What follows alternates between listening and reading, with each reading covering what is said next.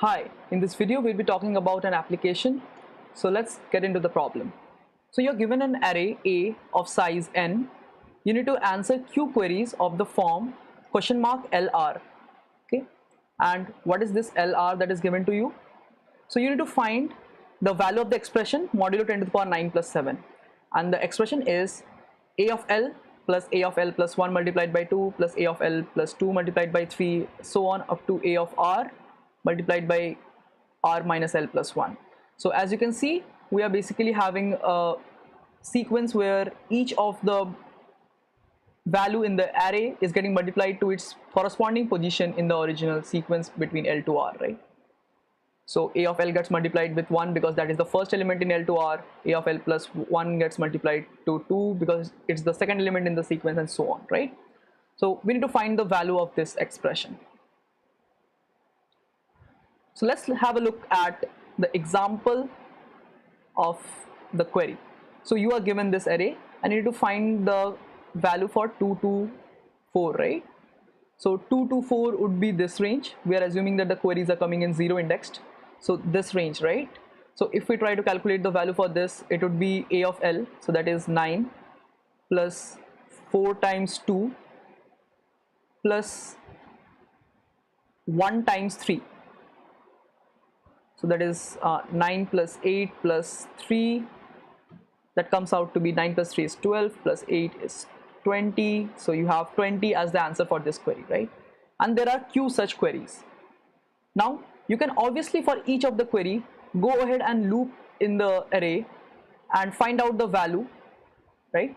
So you can just loop from I equal to L to R, and for every index you can just multiply it and add to a answer variable. But that would take an order n for every query, right? So if we loop, we get an order n. So order n if we loop, right? So and in total for Q queries, that would be order n times Q. So now we want to do better than that. How we can do that? So for that, let's have a look at the expression first.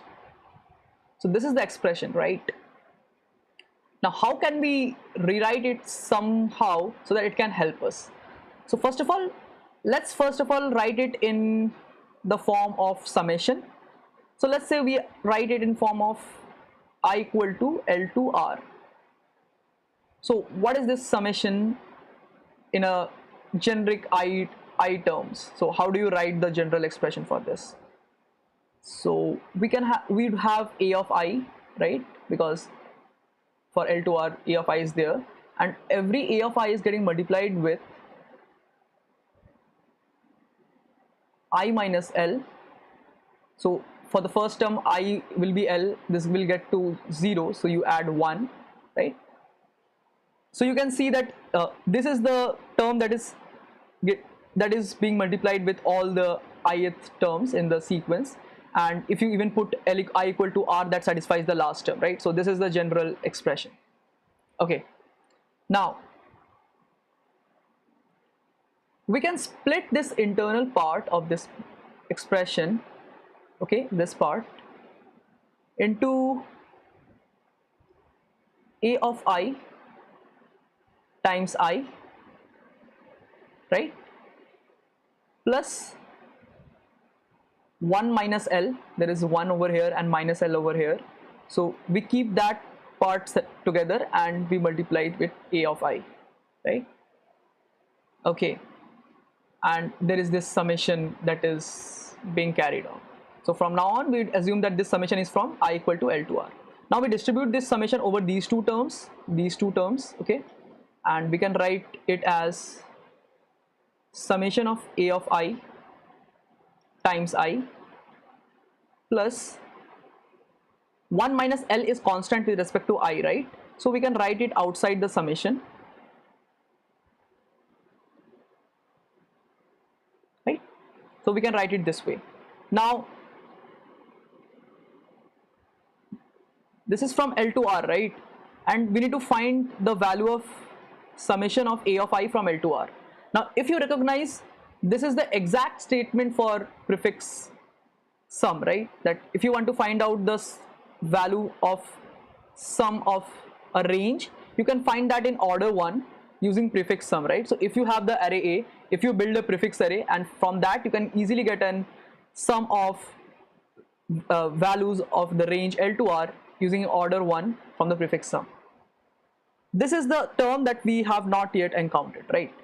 So let's introduce a new variable. Let's introduce a new variable, that is b of I. Okay, let's try to introduce a new variable b of I, which is equal to a of I times I. Okay, nothing fancy in this. So this becomes, this part over here becomes summation of a of I multiplied by I, right? So that is what is over here, and we can just replace that with bi, right? Can we replace that with bi, because that's what the definition of bi we are using, right? So L to R, right? So we need to find the sum of bi's from L to R. Now you can see that b of I doesn't depend on L and R, right? This is only dependent on I. So we can pre-process the b values for all the indexes from I equal to 1 to n or 0 to n minus 1, and whenever we need this value of summation of a of I times I, rather we can query out the summation of bi values from L to R. And since this is a static array, because as a of I is static and I is also dependent on only on index, so this is also a static array, so we can also find the range sums of this using a prefix sum. So we can also get this value using a prefix sum in order 1, this sum, right? So we are done with this part and this part. So we pre-build a prefix sum for A and get the sum of this in order 1 multiplied with this number 1 minus L, that is for this query, and then for the bi part we also maintain a prefix sum, get this sum in order 1 and add them together to get the answer for the original question. So you can get this answer from this expression, and we just use the prefix sums into this. So let's have a look at what we are doing. So we have this original A array. Okay, from this we are going into this using a transformation, that is b of I will be equal to a of I times I. Now that's just looping over I equal to 0 to n minus 1 and just filling in the values from this array. So that's just an order n, right? A simple loop.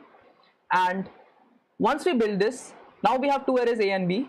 We would be needing sum over ranges for A and B. So what we can do is that we can build two different prefix sums, one prefix sum over here, one prefix sum over here, and use these two prefix sums whenever we need them in this expression, right? So what about the time complexity of this method? So you are given this A. So to build this B, you just need to loop over A from 0 to n minus 1. So that's an order n, right? So order n over here. Now building this will take you order n. We know that prefix sum takes order n to build because that's a new n array. Building this will also take order n because that's again a prefix sum. Okay, and then for every query, you just look into the sum of a of I, so that is already available, and in prefix sum you can get the sum of range in order 1 and summation of range of bi values. In prefix sum, this p2 array, from that you can get the value of summation of L to R bi in order 1. So it takes order 1 for every query, so that is order q across all the queries. So total complexity would be order n plus q. So n is for all pre-processing and q is for this.